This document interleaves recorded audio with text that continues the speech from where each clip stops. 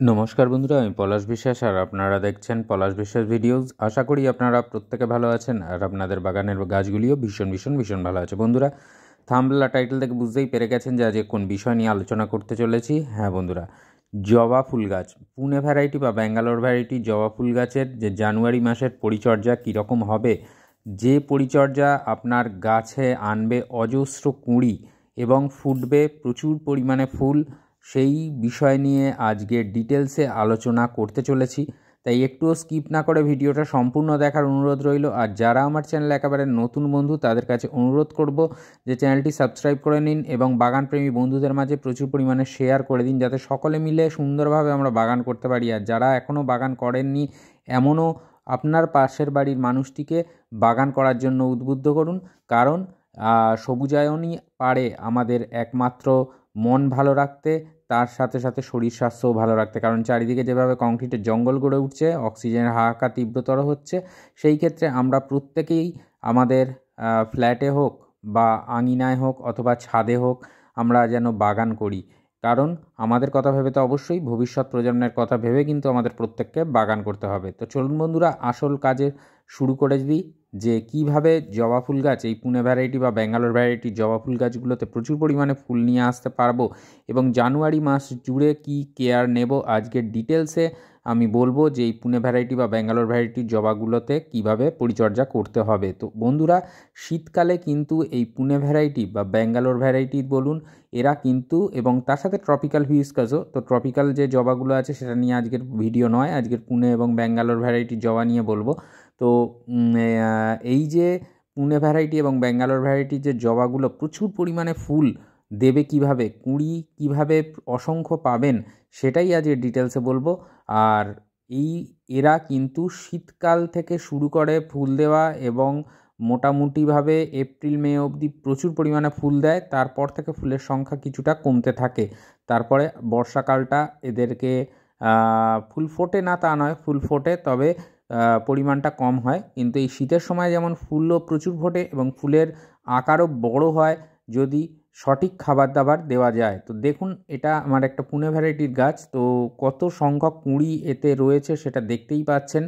তো এইভাবে যদি জানুয়ারিতেও খাবারটা দিই তাহলে দেখবেন আরও সংখ্যক কুঁড়ি কিন্তু আসবে, প্রচুর সংখ্যক কুঁড়ি আসবে। এবং তার সাথে সাথে কিন্তু যে কাজটা আমি বরাবর বলি বন্ধুরা, দেখুন আমি কিন্তু ব্রাঞ্চগুলো কেটে দিয়েছি ফুল হয়ে যাওয়ার পরে, তারপরে কিন্তু নতুন শাখা গজিয়েছে। দেখুন 12 ইঞ্চি টবে রয়েছে জবা গাছটা, অথচ কিন্তু টবটিকে দেখা যাচ্ছে না। তার মানে বুঝতেই পারছেন যে কত পরিমাণে ঝোপালো হয়েছে। আর যারা পুরনো ভিউয়ার্স আমার এই জবা গাছটিকে তো দেখেইছেন, এর আগেও দেখিয়েছি যে এখানে কিভাবে খাবার দিয়েছি আর কীরকম ছিল তখনকারের চেহারা আর এখনকারের চেহারাটাই বা কতটা তফাৎ হয়েছে বুঝতেই পারছেন। তো আজকের ডিটেলসে দেখাবো যে কি খাবার আমি দিচ্ছি। আর তার আগে বলে দিই বন্ধুরা, পোকামাকড়ের হাত থেকে কিন্তু গাছকে বাঁচাতে হবে। যতই আপনি খাবার দিন, যতই না ভালো ভালো পেস্টিসাইড দিন, কিন্তু পোকামাকড়কে বাঁচাতে গেলে গাছকে মানে ভিতর থেকে শক্তিশালী করতে হবে। তো সেই জন্য যে জিনিসটা করতে হবে, টবের মাটিতে তো খাবার দিতে হবে, অনুখাদ্য দিতে হবে, আর তার সাথে যে কাজটা করতে হবে, সপ্তাহে একবার করে কিন্তু নিম অয়েল আপনাকে সারা গাছে স্প্রে করতে হবে। আর নিম অয়েল স্প্রে করবেন, নিম অয়েল স্প্রে করতে গেলে যে বিষয়টা মাথায় বেশি করে রাখতে হবে সেটা হচ্ছে নিম অয়েলের সাথে একটা শ্যাম্পু মিশিয়ে নেবেন। এটা একদিক থেকে যেমন স্টিকারের কাজ করবে, তেমনি যদি সামান্য পরিমাণে মিলিবাগ বা জাপ পোকা থাকে তারাও কিন্তু সাথে সাথে নষ্ট হয়ে যাবে, মারা যাবে তারা। গাছ কিন্তু সুস্থ থাকবে, ভালো থাকবে। পাতাগুলো দেখতেই পাচ্ছেন এই রকম কিন্তু ডিপ সবুজ কালারেরই হয়ে থাকবে। আর অসংখ্য পরিমাণে গাছ যদি সুস্থ থাকে, অসংখ্য পরিমাণে কুঁড়ি কিন্তু আসবে। আর ফুল হয়ে যাওয়ার পর কুঁড়ি যদি গাছের ডালে না থাকে, সেই ডালের একটা নির্দিষ্ট শেপ নিয়ে আপনারা প্রুন করে দেবেন, তাহলে সাইড থেকে কিন্তু অজস্র ডাল বের হবে। এবং আমরা সকলেই জানি জবা গাছের ডালের মাথার দিকে কুঁড়ি থাকে, তো সেই হিসাবে কিন্তু যত বেশি আমরা মাথা তৈরি করতে পারবো গাছটির, তত সংখ্যক কিন্তু ফুল পাবো। তো চলুন এবার জানুয়ারি মাসে যে খাবারটা দিতে হবে সেটা দেখে নিই। এবার দেখুন 12 ইঞ্চি টব, 1 চামচ পরিমাণে নিয়ে নিয়েছি নিমখোল এবং 1 চামচ পরিমাণে লাল পটাশ এবং 12 থেকে 15 দানার মতন ডিএপি নিয়ে নিয়েছি।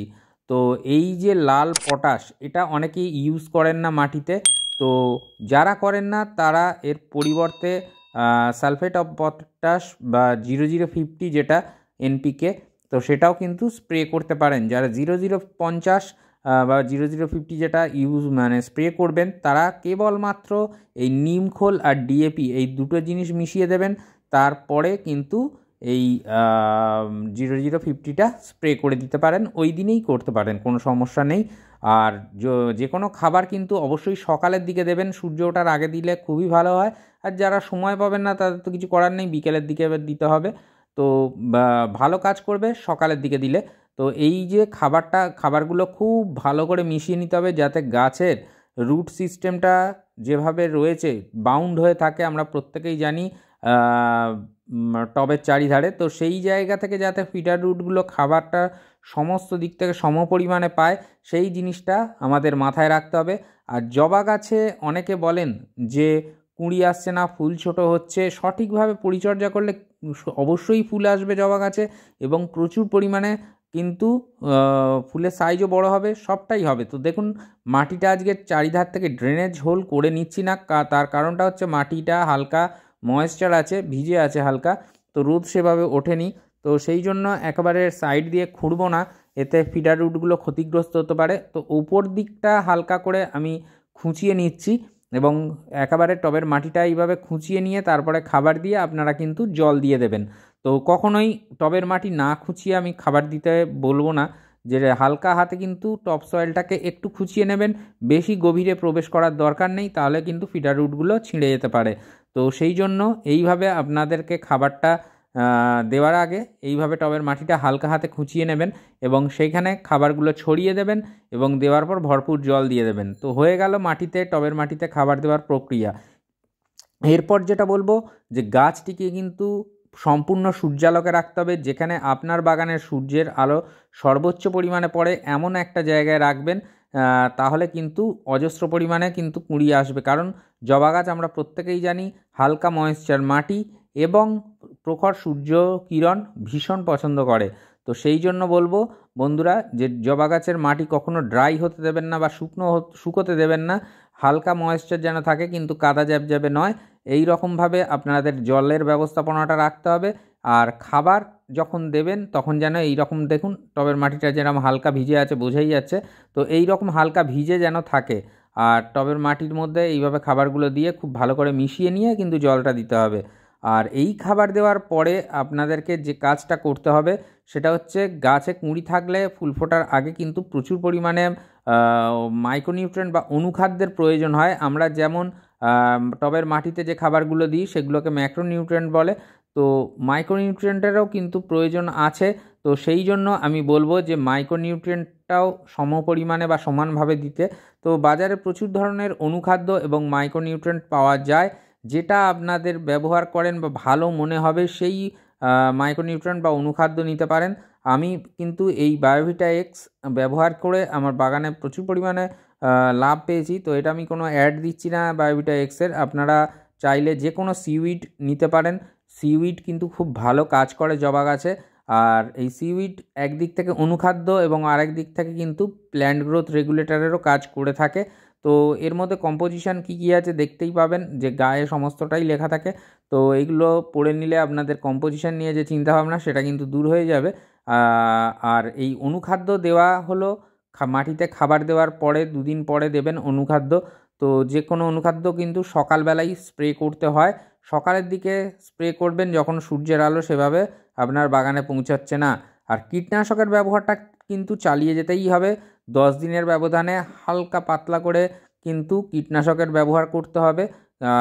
কীটনাশক যেটা খুশি আপনারা ঘুরিয়ে ফিরিয়ে করবেন, 10 দিন হোক বা 15 দিনের ব্যবধানে করবেন। আর অবশ্যই সরিষার খোল পচা জলটা কিন্তু আপনাদেরকে মেনটেন করতে হবে এই সময়ে, অর্থাৎ শীতকালে দাঁড়িয়ে সপ্তাহে একবার করে সরিষার খোল পচা জল কিন্তু আপনারা গাছে দিয়ে দেবেন, টবের মাটিতে দিয়ে দেবেন। তো তাহলেই দেখতে পাবেন যে ফুলের আকারও বৃদ্ধি পাচ্ছে, গাছ সুন্দর হচ্ছে, ঝোপালো হচ্ছে, আর তার সাথে কিন্তু অজস্র ফুলও আপনারা পাবেন। তো আশা করা যাক জানুয়ারি মাসে কী কেয়ার নেবেন সেটা বোঝাতে পারলাম। আর টবের মাটিতে যে খাবারটা দেবেন সেটা 15 দিনের ব্যবধানে দেবেন, এটাও বলে দেওয়া রইল। তো আজকের মতো এ পর্যন্তই, আবার আসছি আগামী দিন নতুন কোনো ভিডিও নিয়ে। ততক্ষণ সকল সুস্থ থাকুন, ভালো থাকুন, প্রচুর পরিমাণে গাছ লাগিয়ে চলুন, সকলে মিলে পৃথিবীটাকে সবুজ করে তুলি। আজকের মতো এ পর্যন্তই বন্ধুরা, নমস্কার। আবার দেখা হবে আগামী দিন। সকলে খুব খুব খুব ভালো থাকবেন।